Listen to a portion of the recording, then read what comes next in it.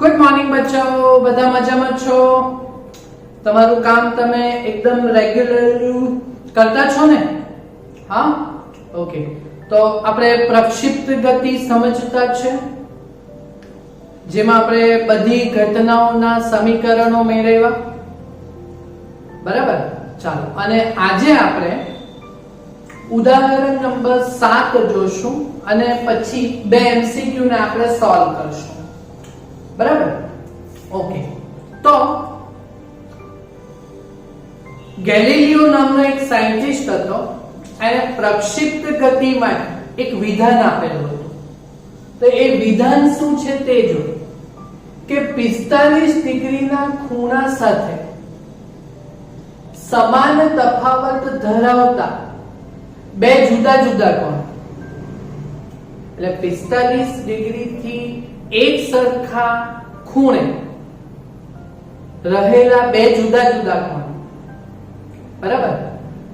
તો એ ધારો કે આપણે લઈ લઈએ θ1 અને θ2 એવા ખૂણા છે કે જે 45 ડિગ્રી થી એક સરખા ખૂણે રહેલા છે, એક સરખા તફાવત ઉપર રહેલા છે, હે? એવા કોણે પદાર્થને જો તમે પ્રક્ષિપ્ત કરો તો તમને અવધિ સમાન મળે. અવધિ એટલે રેન્જ. રેન્જ શું મળે? સરખી મળે. આ ગેલિલિયોનું સ્ટેટમેન્ટ છે કે તમે બે જુદા જુદા કોણ એવા લો પ્રક્ષિપ્ત પદાર્થ માટે કે જેમાં 45 ડિગ્રીનો સમાન તફાવત હોય, તો એના માટે અવધિ શું હોય? સમાન. તો આ વસ્તુ જે છે, આ જે વિધાન છે ને, એને આપણે સાબિત કરવાનું છે, બરાબર? તો આપણે એવા બે જુદા જુદા કોણો ધારવા પડશે, θ1 અને θ2 ધારવા પડશે, બરાબર? તો આવા બે કોણો આપણે ધારી લઈએ કે 45 ડિગ્રી થી સમાન તફાવત ધરાવતા બે કોણ, 45 ડિગ્રીના ખૂણા સાથે સમાન તફાવત ધરાવતા બે જુદા જુદા કોણ, તે આપણે ધારી લઈએ કે એક θ1 45 ડિગ્રી થી સમાન તફાવત છે ને, તો એક ધારી લઈએ કે 45 માઈનસ થીટા છે. તો બીજો કેટલો લઈએ આ બાજુ માટે? 45 વત્તા થીટા લઈએ. આ વસ્તુ તમને સમજ પડે? 45 ડિગ્રી થી સમાન તફાવત ધરાવતા બે જુદા જુદા કોણ, હા ને? તો એક લઈ લીધો આપણે 45 પ્લસ થીટા, તો બીજો કયો આવશે? 45 માઈનસ થીટા આવશે. આ 45 ડિગ્રી, તો એક 45 વત્તા થીટા લીધું, તો બીજું 45 માઈનસ થીટા લઈએ, તો એ તમારા 45 ડિગ્રી થી સમાન તફાવત ધરાવતા બે ખૂણા થવાના. બોલો, આ સમજ પડી કે તમને કે θ1 બરાબર 45 ઓછા થીટા લીધા, તો બીજો ખૂણો θ2 બરાબર 45 પ્લસ થીટા. તો આ લોકો માટે આપણે શું સાબિત કરવાનું છે? કે અવધિ શું હોય? સમાન, બરાબર? ચાલો, તો પહેલા આ ખૂણા માટે અવધિ શોધીએ ને પછી આ ખૂણા માટે શોધીએ. બંને માટે સરખી જ આવવાની છે, બરાબર? ચાલો, તો આપણે બે ભાગ કરીએ, બરાબર? ચાલો, એક બાજુ અવધિ એટલે રેન્જ, હા, તો અવધિ r બરાબર એક માટે એટલે r1 પહેલા ખૂણા માટે. ઓકે, અવધિનું સૂત્ર શું છે?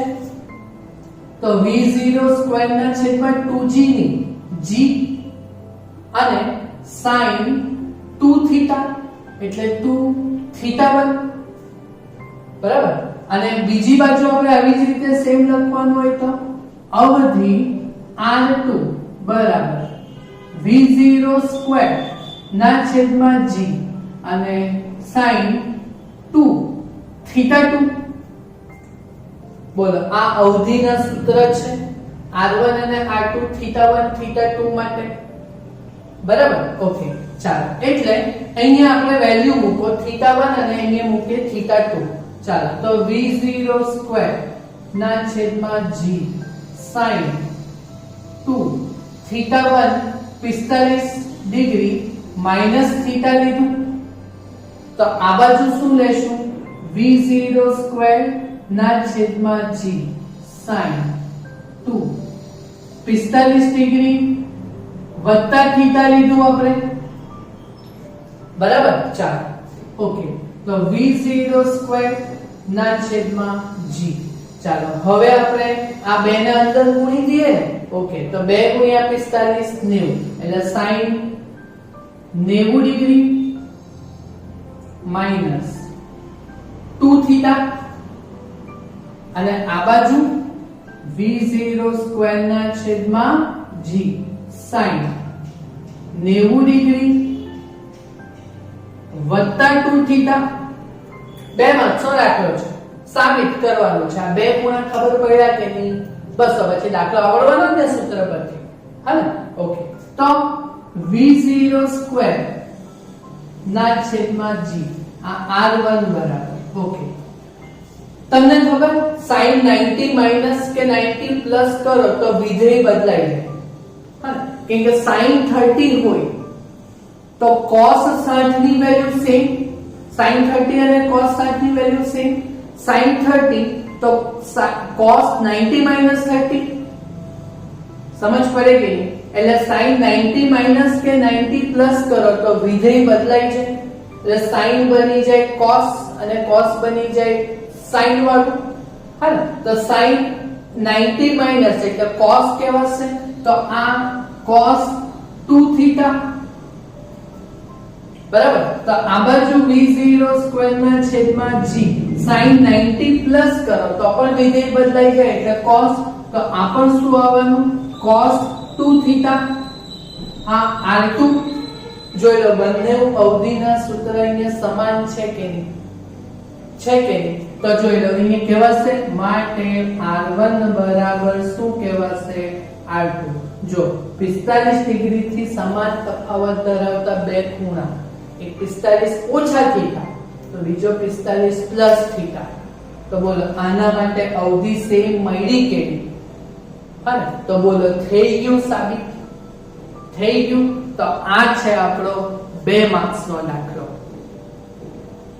બરાબર ઓકે તો આ જ કોન્સેપ્ટ ઉપરથી આપણે લઈએ એક MCQ તો આ પ્રકારનો કોઈ પણ MCQ જો તમને આવે એક્ઝામમાં તો તમને સોલ્વ થતા આવડવું જોઈએ બરાબર તો જોજો 30 ડિગ્રીના કોણે અવધિ r મળતી છે 30 ડિગ્રીના કોણે આપણને અવધિ કેટલી છે r તો બીજા કયા ખૂણે અવધિ r મળે એટલે અવધિ એટલી ને એટલી પાછા બીજા કયા કોણે આવે આવો સવાલ છે તો એવા જ બે ખૂણે આવે કે જે 45 થી સમાન તફાવત ધરાવતા હોય બરાબર તો જો આ 30 ડિગ્રી એ 45 માઈનસ 15 ઉપર છે તો બીજો કયો ખૂણો આવશે જે 45 થી સરખા ખૂણે હશે તો બીજો ખૂણો જો આ 30 ડિગ્રી તો એ 45 માઈનસ 15 તો બીજો કયો ખૂણો આવશે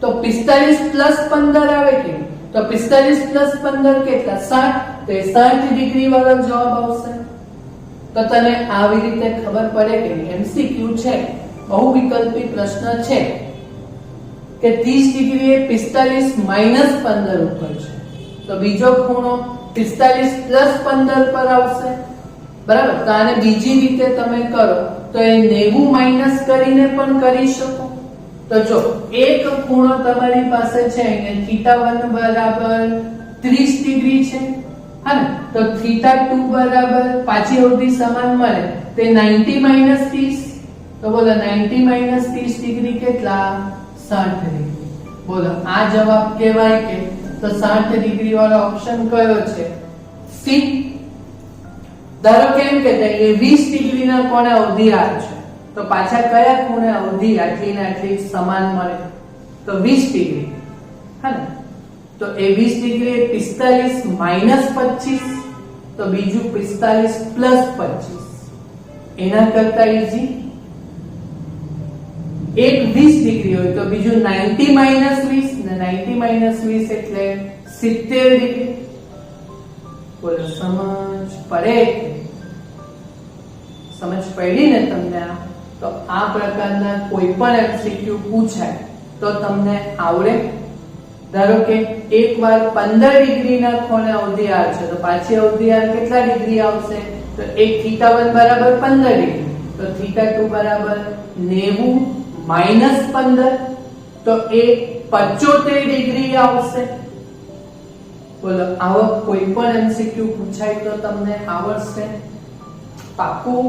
હે ને? ચાલો હવે બીજો એમસીક્યુ.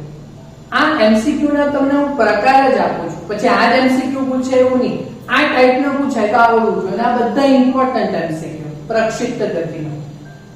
બરાબર? ઓકે, ચાલો હવે જોઈએ આ એમસીક્યુ. પ્રક્ષિપ્ત પદાર્થે પ્રાપ્ત કરેલ મહત્તમ ઊંચાઈ એટલે h એ અવધિ કરતા 3 ગણી છે. આ એક શરત આપેલી છે કે મહત્તમ ઊંચાઈ એ h એ અવધિ કરતા, અવધિ એટલે r, એના કરતા કેટલા ગણી છે? 3 ગણી. એટલે અવધિ કરતા 3 ગણી. કોના કરતા? અવધિ કરતા. એટલે અવધિ એટલે આપણે 3 ગુણશું એટલે h બરાબર 3r ની કન્ડિશન આપેલી છે. તો આ કન્ડિશન માટે આપણે શું શોધવાનું છે? પ્રક્ષિપ્ત કોણ એટલે થીટા શોધવાનું છે. તો આપણે લાસ્ટ લેક્ચરમાં અવધિ, ઊંચાઈ અને પ્રક્ષિપ્ત કોણ વચ્ચેનો સંબંધ જોઈલો. તો એ આવા ટાઈપના એમસીક્યુ માટે જોયું. હા ને? તો અહીંયા આપણે થીટા શોધવાનું, તો tan થીટા બરાબર 4h/r હતું સૂત્ર. 4h/r હતું. બરાબર? હવે અહીંયા આપણે શું કરશું કે મહત્તમ ઊંચાઈ એ અવધિ કરતા 3 ગણી છે. બરાબર? તો બોલો, આવા કેસમાં આપણે શું કરશું? બોલો બોલો બોલો બોલો. મહત્તમ ઊંચાઈ એટલે h એ અવધિ કરતા 3 ગણી એટલે h બરાબર અવધિના 3 ગણી મૂકી દીધી. તો બોલો, આમાં આપણે શું કરશું? h બરાબર 3r છે. બરાબર ને? ઓકે, તો અહીંયા h ની જગ્યાએ આપણે 3r લેશું. બરાબર? તો અહીંયા h ની જગ્યાએ 3r લઈએ તો 4 ગુણ્યા h ની જગ્યાએ 3r અને ભાગ્યા r તો છે જ. બોલો, r અહીંયા કેન્સલ થશે. બરાબર? તો અહીંયા tan થીટા બરાબર 4 તાલી 12 એટલે tan થીટા બરાબર 12 મળ્યું આપણને. હા ને? તો થીટા બરાબર tan આ બાજુ જાય તો tan ઇન્વર્સ 12. આ જવાબ આવશે આપણો. હવે જોઈ લો, ઉપર આવો ઓપ્શન છે થીટા બરાબર પ્રક્ષિપ્ત કોણ થીટા બરાબર tan ઇન્વર્સ 4/3 નથી, 3/4 નથી, tan ઇન્વર્સ 1 નથી, 3 નથી, તો d એક પણ નહીં. તો આ કેસમાં આપણો જવાબ કયો આવશે? આયરો d. બોલો, સમજ પડી? તો આ શરતને અનુરૂપ કોઈ પણ એમસીક્યુ પૂછાય, બરાબર, તો તમને આવડે. ધારો કે એમ કે અવધિ અને મહત્તમ ઊંચાઈ સમાન છે તો પ્રક્ષિપ્ત કોણ કેટલો? તો h અને r સમાન હોય તો h r, તો ઉડી જાય h અને r. તો tan થીટા બરાબર 4 તો થીટા બરાબર tan ઇન્વર્સ 4 આવે. તો બોલો, આવી રીતે કોઈ પણ એમસીક્યુ સોલ્વ થશે ને આ પ્રકારનું? આવડશે? પાક્કું? ના, આપણું ઉદાહરણ 7 એ ગેલેલિયોનું સ્ટેટમેન્ટ તે આપણે સાબિત કર્યું. બરાબર? થશે આટલું કમ્પ્લીટ? તો આટલું તમે પૂર્ણ કરજો. હા ને? Thank you very much.